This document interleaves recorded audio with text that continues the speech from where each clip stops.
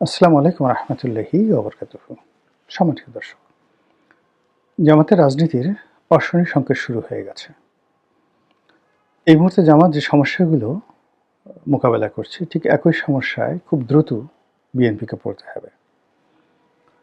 BNP এবং জামাত এই মুহূর্তে বাংলাদেশের রাজনীতির অলমোস্ট 90% স্টেক হোল্ডার, বাকি 10% অন্যান্য রাজনৈতিক দল। আর এখানে আওয়ামী লীগ এবং তাদের যারা সহযোগী যারা আছেন, তারা এখন রাজনীতির ময়দান থেকে ব্ল্যাক আউট। তো কাজেই তাদের শক্তিটাকে আমরা এখানে কাউন্ট করলাম না, মানে তাদেরকে কোনো পার্সেন্টেজ দিলাম না।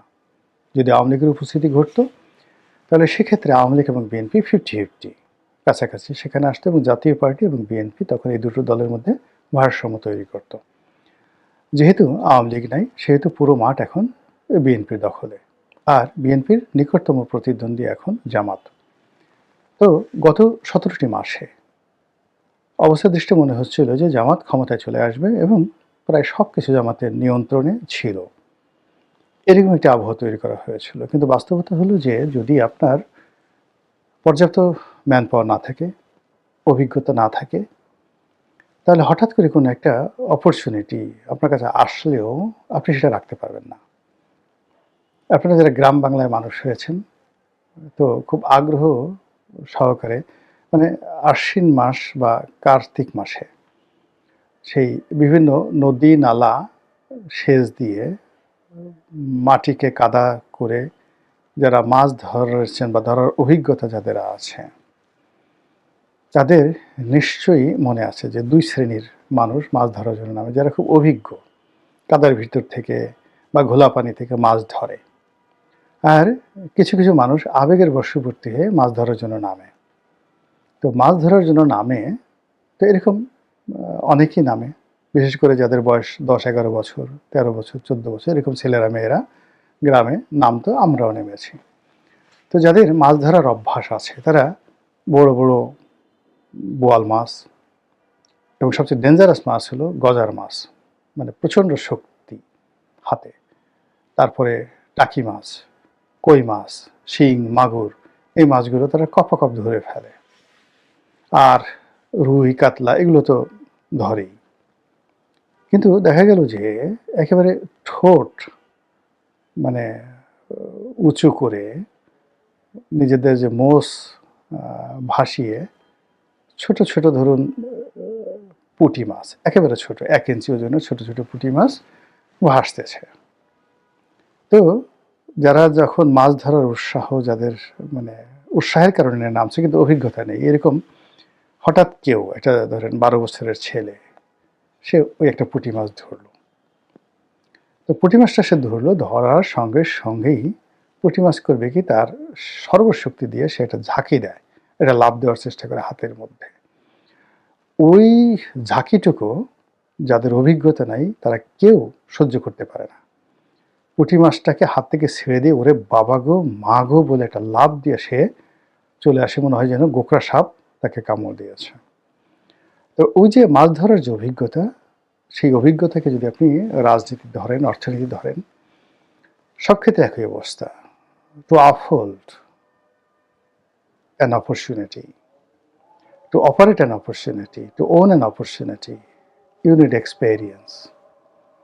এক্সপেরিয়েন্স ছাড়া আপনি কখনো কোনো সুযোগ আপনি পেলেও কাজে লাগাতে পারবেন না, সেইটাকে আপনার কাছে রাখতে পারবেন না, এবং ক্ষেত্র বিশেষে এ সকল অপরচুনিটি বা সুযোগ একজন আরেকজনের জন্য মানে বিপজ্জনক হয়ে ওঠে, একে অপরের জন্য বিপজ্জনক হয়ে ওঠে। যেমন ধরুন 1/11-এর সময় অনেকগুলো মানুষ তারা রাজনীতির হর্তাকর্তা হয়ে গেলেন। সে কি দাপট, তাদের দাপটে টেকনাফ থেকে তেঁতুলিয়া পর্যন্ত মানুষ কাঁদে, কিন্তু সেই মানুষগুলো টিকে থাকতে পারেননি, তাদেরকে পালাতে হয়েছে, জেলে যেতে হয়েছে, মার খেতে হয়েছে, আরও অনেক কিছু। আবার বিভিন্ন পট পরিবর্তনের পরে অনেকের হাতে অনেক সুযোগ সুবিধা আসে, অনেকে মন্ত্রী হয়, অনেকে এমপি হয়, বা অনেকে নমিনেশন পায়, অনেকে যা কিছু করে। কিন্তু আমাদের দেশে গড়ে দেখুন যে সাস্টেইন করে রাজনীতিতে 5 বছর, এরকম লোকের সংখ্যা খুব অল্প। বিশাল ঝড়ের মতো রাজনীতিতে আসে, 2-3 বছর পরে বা এমনকি 2-3 মাস পরে হারিয়ে যায়। আচ্ছা, আপনারা একটু স্মরণ করেন, জাস্ট আমার সঙ্গে যারা আপনারা পরিচিত, আমি তো ২০০০ সেই ৮ সনের আগে, মানে নির্বাচনের আগে রাজনীতির অঙ্গনে একজন অপরিচিত ব্যক্তি ছিলাম। তো ২০০৮ থেকে আজকের এই দিন পর্যন্ত কত বছর হলো? ১৭ বছর হলো। এই ১৭ বছরে আমার সঙ্গে যারা স্টার ছিলেন, যাদেরকে আপনারা চিনতেন, অনেককে ভালো জানতেন, অনেককে মন্দ জানতেন, কিন্তু চিনতেন। অনেককে আপনাদের মনে হতো যে লোক এরকমই হওয়া উচিত, যাদের বয়স ধরুন ৬০ এর নিচে, আমার বয়সী। এরকম যদি ৫০ জন লোক ২০০৯ থেকে এই পর্যন্ত বিএনপি, আওয়ামী লীগ, জামাত যাদেরকে আপনি চিনে থাকেন, এখন আপনি আজকের দিনে ২০২৬ সনে এসে দেখেন তো তাদের কয়জন দৃশ্যপটে আছে, কয়জন জেলে আছে, কয়জন পালিয়ে আছে, কয়জন কথা বলছে, কয়জনের ঘরে চাল আছে, কয়জনের ঘরে ডাল আছে, আর কয়জন দুর্নীতি দমন কমিশন থেকে শুরু করে বিভিন্ন দপ্তরে মামলা মোকদ্দমার ঝক্কি ছাড়া সৎ ন্যায়নিষ্ঠভাবে এখনও আপনাদের সামনে সুন্দরভাবে কথা বলতে পারছেন, ঘুরতে পারছেন, সুস্থ অবস্থায় জীবনযাপন করতে পারছেন এবং সচ্ছল আছেন। এর অর্থ যে সুযোগ অনেকের জীবনে আসে, কিন্তু খুব অল্প সংখ্যক মানুষ সুযোগ কাজে লাগাতে পারে। সুযোগ অনেক মানুষের জীবনে আসে, কিন্তু খুব হাতে গোনা কয়েকজন মানুষ মনে করে যে এই সুযোগটি আমার গ্রহণ করা উচিত নয়। এদের সংখ্যা লাখে একজন। সবাই সুযোগ আসার আগে জিহ্বাটা বের করে থাকে কখন সুযোগটা তার কাছে আসবে। থার্ডলি হলো যে বেশিরভাগ মানুষ, হাতে গোনা ২-১ জন ছাড়া, ক্ষমতা দেখলেই মানে তাদের কাছে যেতে হবে, ক্ষমতার যারা ক্ষমতাধর লোকজন যারা আছে তাদের পা চাটতে হবে, তাদের কাছে মাথা নোয়াতে হবে। আওয়ামী লীগ জমানাতে বিশাল একটা শ্রেণী ছিল, তো সেই শ্রেণীর যারা চাটতেন, পা চাটতেন, দালালি করতেন, তারা নেই। আর ওই সময়টাতে অন্য যে দালাল গোষ্ঠীটি তারাও কিন্তু আওয়ামী লীগের কাছে যেতে চাইতো, কিন্তু ওই যে তাদের যারা প্রতিদ্বন্দ্বী দালাল গ্রুপ আছে তাদের কারণে তারা শেখ হাসিনার কাছাকাছি ভিড়তে পারেননি। এখন এই সুযোগে এসে, এই যে এখন পরিবর্তিত পরিস্থিতিতে এসে কেউ জামাতের পদলেহন করছে, কেউ এনসিপির পদলেহন করছে, কেউ তারেক রহমান সাহেবের পদলেহন করছেন, বিএনপির পদলেহন করছেন, কিন্তু পদলেহন করছেন না এরকম লোক কয়জন আপনি পাবেন দেখেন তো। এই জমানাতে এসে কয়জন লোক আছে? ইট মিনস সুযোগ কাজে লাগানো, সুযোগকে কাজে না লাগানো, এই দুটোই একটা বিরাট যোগ্যতার বিষয়। সেই যোগ্যতাটা অর্জন করতে হয় দীর্ঘদিনের সাধনা, শিক্ষা, দীক্ষা, মেহনত দ্বারা। যে লোক অন্যের টাকায় চলে, চাঁদায় চলে, অন্যের করুণা অনুকম্পা ছাড়া চলতে পারে না, তাকে আপনি ক্ষমতা দিলেই কি না দিলে কি, ও তো পরজীবী, পরগাছা। যে লোকের ক্ষমতাহীন অবস্থায় শুধু অন্যের সম্পত্তির দিকে নজর যাবে, অন্যের কন্যা, অন্যের স্ত্রী, বিদেশি, দেশি বিদেশি, নায়ক নায়িকা, গায়ক গায়িকা, যেখানে আকর্ষণ আছে সেখানে সে হুমড়ি খেয়ে তার লালসা চরিতার্থ করবে। এরকম মানুষ যদি ক্ষমতায় আসে, আপনি কি করে তাকে তো গুলি করে আপনি ফিরাতে পারবেন না অপকর্ম থেকে। এই তো বাস্তবতা। তো সেক্ষেত্রে হয় কি যে যখন আপনার সুসময় থাকে, সুসময়ে আপনার আসলে কিন্তু আপনি নিজের চরিত্রকে নষ্ট করেননি, দুর্নীতি করেননি, অন্যায় করেননি, লোভ লালসার ফাঁদে পা দেয়নি। যখন আপনার যৌবন ছিল, আপনি সেই যৌবনকে মন্দ কাজে ব্যবহার করেননি, মদ খাননি, জুয়া খেলেননি, তারপরে অপোজিট সেক্স, বাই সেক্স যা কিছু বলেন, এটার দ্বারা আপনার চরিত্র কখনো কলুষিত হয়নি। আপনার কাছে যদি আল্লাহ রাব্বুল আলামিন নিয়ামত হিসেবে ক্ষমতা দেন, আপনি সুন্দর মতে চালাতে পারবেন। কিন্তু যদি আপনার এই ধরনের কোনো অভিজ্ঞতাই না থাকে, তাহলে এই নিয়ামত আপনার জন্য বোঝা হয়ে যাবে। সেই দিক থেকে গত ১৭ মাসে যে লোকগুলোর হাতে ক্ষমতা এসছে, সুযোগ আসছে, দায়িত্ব আসছে, কর্তব্য আসছে, তারা এই ধরনের দায়িত্ব কর্তব্য কখনো পালন করেননি। আর এই ধরনের দায়িত্ব কর্তব্য পালন করার জন্য যে ক্যাটাগরির যোগ্যতা এবং হিউম্যান কোয়ালিটি যেটাকে বলা হয়, মানবিক যোগ্যতা লাগে, সেটা না থাকার কারণে কি হলো, যাদেরকে যে দায়িত্বেই বসানো হয়েছে তারা সেখানে বসে রাষ্ট্রের সর্বনাশ করেছে, জনগণের সর্বনাশ করেছে। এমনকি কেউ যদি কোনো দলের প্রতিনিধিত্ব করেন, তাহলে সেই দলের সর্বনাশ করেছে। তো সেই অর্থে জামাত মানে যখন সেই গত 17 মাস আগে এই রাষ্ট্র ক্ষমতা পরিবর্তনের প্রথম স্টেক হোল্ডার বা প্রথম সুবিধাভোগী হিসেবে তারা শীর্ষ পর্যায়ে রইল, তারাই আন্দোলনের মাস্টার মাইন্ড, তারাই A team, B team, C team এগুলো তৈরি করে বিভিন্নভাবে রাষ্ট্র ক্ষমতাকে কুক্ষিগত করে রাখলো। কিন্তু কি হলো, যেহেতু তাদের রাষ্ট্র চালানোর সেই অভিজ্ঞতা নাই, ফলে জামাত, এনসিপি, ডক্টর মোহাম্মদ ইউনূসের যে কম্বাইন্ড যে প্রজেক্টটি আছে, সেই প্রজেক্টটি জনগণের দৃষ্টি আকর্ষণ করলো না, জনগণকে কোনো ভালো বার্তা দিল না, জনগণের জীবনে স্বস্তি আনলো না, রাষ্ট্রকে শক্তিশালী করার পরিবর্তে দুর্বল করে দিল এবং রাষ্ট্রের অনেক বদনাম হয়ে পড়ল। এর ফলে আপনি এখন দেখবেন জামাতের টুটা শব্দ নেই, রা শব্দ নেই। তারা আগে যেখানে হাত দিলে স্বর্ণ ফলতো, এখন যেখানে হাত দেয় সঙ্গে সঙ্গে সেখানে ছাই হয়ে যায়, সোনাও যদি থাকে ছাই হয়ে যায়। তারা এমিরেত প্রতিষ্ঠা করবে, খেলাফত প্রতিষ্ঠা করবে, এটা তো দূরের কথা। তারা ইসলামী দলগুলোর মধ্যে যে ঐক্য, মানে বিধর্মীদেরকে আনবে, যারা নামাজ কালাম পড়ে না তাদেরকে নামাজ কালাম পড়াবে, কোরআনের আইন বাস্তবায়ন করবে, এগুলো তো অনেক পরের ব্যাপার। যারা ইসলামে বিশ্বাস করে, ইসলাম ধর্মের অনুসারী এবং সেই ধর্মভিত্তিক রাজনীতি দল করে, তারাই তো তারা এক টেবিলে বসতে পারছে না। না পারার কারণে কি হচ্ছে, এখন এই মুহূর্তে আমাদের রাজনীতির যে প্রতিটি বাঁক, সেটি জামাতের জন্য ডেঞ্জারাস হয়ে পড়েছে।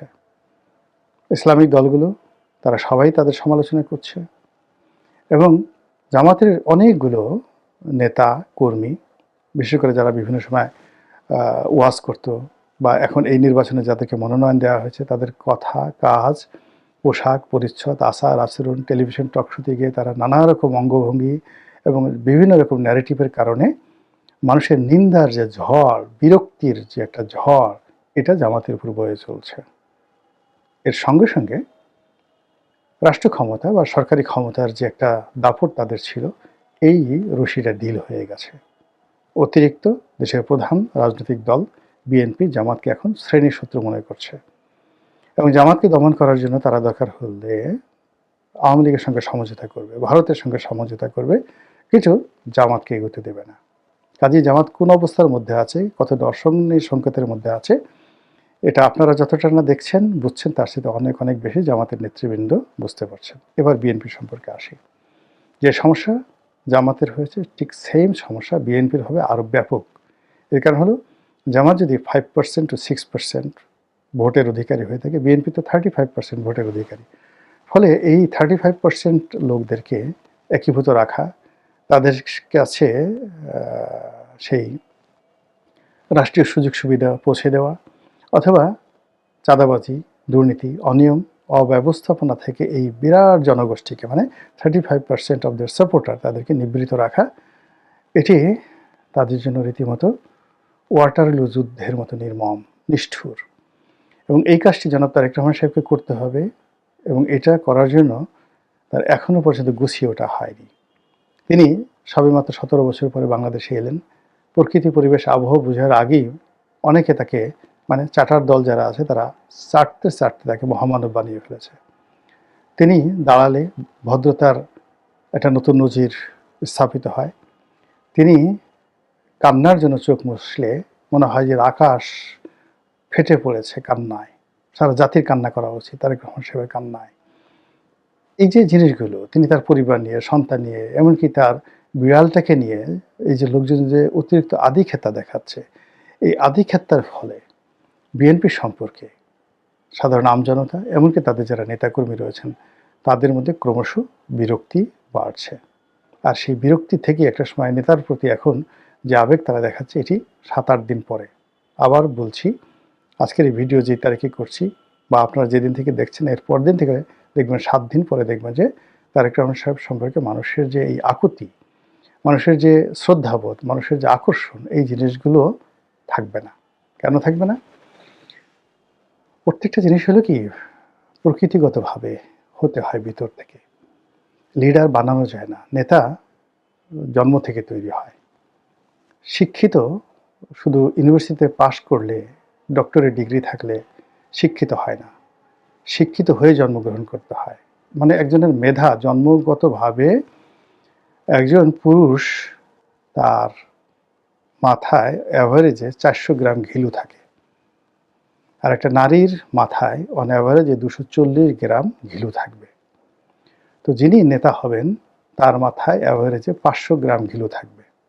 আপনি যদি ঘিলু না থাকে কোনো অবস্থা আপনি নেতা হতে পারবেন না। আচ্ছা, এই ঘিলুটা আপনি টের পাবেন কখন? একেবারে আপনি যেদিন মাতৃগর্ভ থেকে পড়লেন, পড়ে যে আপনি একটা ওয়া করে শব্দ করবেন, ওই ওয়ার মধ্যেই বোঝা যাবে আপনি একজন নেতা। এরপরে আপনি সকালবেলা, মানে এরপরে আপনি মানে দীর্ঘদিন তো আপনি উলঙ্গ থাকবেন, সাথে সাথে আপনি তো প্যাম্পার্স পরাবেন, আপনি পেশাব করবেন, পায়খানা করবেন, দুধ খাবেন, কান্না করবেন, ঘুমাবেন। এটার মধ্যেই আপনার নিয়মানুবর্তিতা, আপনার ক্যারেক্টারিস্টিক্স এটা ফুটে উঠবে। জন্মের প্রথম ৩ মাসে একটা শিশু যে আচরণ করে, একেবারে কিয়ামতের ময়দানে ও সেই শিশুটি মৃত্যুর পরে ওই একই আচরণ করবে, কোনো ১৯-২০ নেই। তার ভিতরে যে সফটওয়্যারগুলো লোড হবে, অর্থাৎ ওই যে 400 গ্রাম ঘিলু, যেটা মাথা আকৃতি বাড়তে বাড়তে 400 গ্রাম হয়, হয়তো ছোটোকালে আরও কম থাকে। তো ওই ঘিলুর মধ্যে মানে 10 বছর বয়স পর্যন্ত সফটওয়্যার, মানে মৌলিক যে সফটওয়্যার, এগুলো ডাউনলোড করা যায়। সেটা হলো ক্যারেক্টারিস্টিক্স, নীতিনৈতিকতা, পারিবারিক শিক্ষা, ধর্মবোধ, যা কিছু আছে, মানে মাস্টার কপিগুলো ওই সময় মানে আপলোড হয়। 10 বছরের পরে যেটি হয় সেটি হলো সে শুধু তথ্যগুলো, ডাটাগুলো এন্ট্রি করে, নাথিং নিউ। কাজেই একটি শিশু প্রথম সেই 3 মাসের মধ্যে তার সব কিছু বোঝা যায়। ও 3 মাস সময় যে আচরণ করে সারা জীবন সে আচরণ করে। আর 10 বছর পর্যন্ত তাকে যে মৌলিক বিষয়গুলো সে তার মায়ের কাছ থেকে শিখে, বাবার কাছ থেকে শিখে, পরিবার থেকে শিখে, শেখার পর সে যে আচরণ করে 11, 12, 13 বছর বয়সে, ওটাই তার সারা জীবনের আচরণ। এটা কোনোদিন আপনি এখন ওই পরে তাকে হোয়াইট হাউসে রাখেন, এলএসি প্রাসাদে রাখেন, যা কিছু রাখেন, কাজ হবে না। তো কাজে এই যে বাংলাদেশে এখন যারা নেতৃত্বের পর্যায়ে রয়েছেন বিএনপির, আপনি মনোনয়ন দেন আর না দেন, ওর ওই যে শৈশবের যে স্মৃতি, তার যে সফলতা 10 বছর পর্যন্ত, ওটাই তাকে আইডেন্টিফাই করবে। তো সেই দিক থেকে আপনি দেখেন বিএনপির এইবারের যে 300 আসনের মনোনয়ন, তারাই তো এমপি হবে, তারাই তো দেশ পরিচালনা করবে। বিএনপির যে সকল সহযোগী যারা লোকজন রয়েছেন, যাদেরকে মনোনয়ন দেওয়া হয়েছে, অন্য দল, কেউ দল ত্যাগ করেছেন, কেউ দল বিলুপ্ত করেছেন, কেউ মানে জোটে যোগদান করেছেন, তাদের সবারই তো একটা ইতিহাস আছে। এবং সেই ইতিহাস দেখবেন যে যে ধরনের লোক বিএনপির সহযোগী হিসেবে এসছে, তাদের সঙ্গে বিএনপির যারা নেতৃত্ব রয়েছেন খুব বেশি পার্থক্য নেই, 19-20। এর ফলে বিএনপির মধ্যে যে সকল সুপার ন্যাচারাল লোকজন রয়েছে, শিক্ষিত, মার্জিত, ভদ্র, মানে তারা কিভাবে যেন কোণঠাসা হয়ে পড়েছে। এবং সেই কোণঠাসা হওয়ার কারণে কি হলো, যখন এরকম একটা চাপ আসবে, যে সুযোগ বিএনপি জামাতের এসেছিল, একই সুযোগ এই যে এখন বিএনপির চলছে, এবং সেই সুযোগটি তারা কাজে লাগাতে পারবে না। এর কারণ হলো এই কাজে লাগানোর জন্য যে হার্ডওয়্যার দরকার, সফটওয়্যার দরকার, সেই হার্ডওয়্যার সফটওয়্যার সম্পন্ন, ধীশক্তি সম্পন্ন মানুষ বিএনপিতে খুব অল্প আছে। মহান আল্লাহ আমাদের সবাইকে হেদায়েত দান করুন এবং হেফাজত করুন। আসসালামু আলাইকুম ওয়া রাহমাতুল্লাহি ওয়া বারাকাতুহু।